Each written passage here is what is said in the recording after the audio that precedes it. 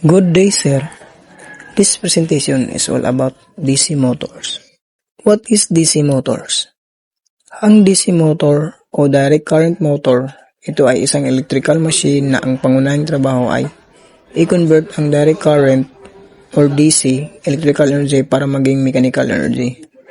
Ang prosesong ito ay nangyayari kapag ang kuryente ay dumadaloy sa mga coils sa loob ng isang magnetic field, which creates a force that causes the motor shaft to rotate or umiikot.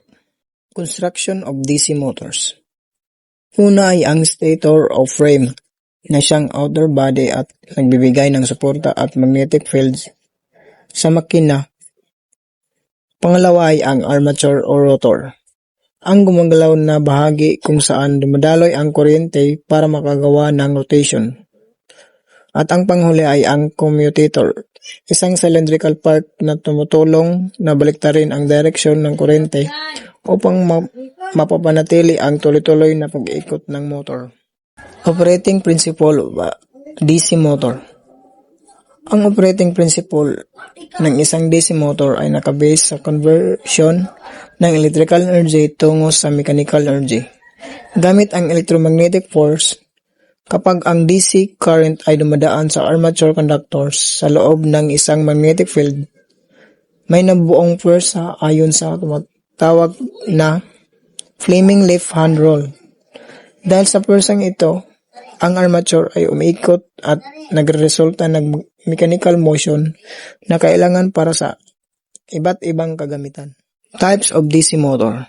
Ang mga ito ay ang series DC motor, shunt DC motor, compound DC motor at ang permanent magnet DC motor. Ang una ay series DC motor. Ang isang series DC motor, ang field windings ay nakakabit ng serye o in series sa armature, kaya parehong kuryente ang dumadaloy sa kanila. Ang pangunahing bintahin nito ay ang pagkaroon ng napakataas na starting torque. Kaya paborito itong gamitin sa mabigat na load. Gayunpaman, ang bilis nito ay hindi constant at maaring itong masira kapag pinatakbo ng walang karga o load. At ang pangalawa ay shunt DC motor. Ang shunt DC motor naman ay may field windings na nakakabit ng parallel o shunt sa armature. Nagresulta sa halos constant na bilis ng pagtakbo. Dahil maganda ang kontrol nito sa bilis at maasahan ang operasyon. Marami itong pinaggagamitan. Ang downside lang nito ay mas mahaba at starting torque nito kumpara sa series motor at mahal din ang presyo nito. At ang pangtatlo ay compound DC motor. Pinagsama ng compound DC motor ang mga katangian ng series at shunt motors dahil mayroon itong parehong uri ng field windings.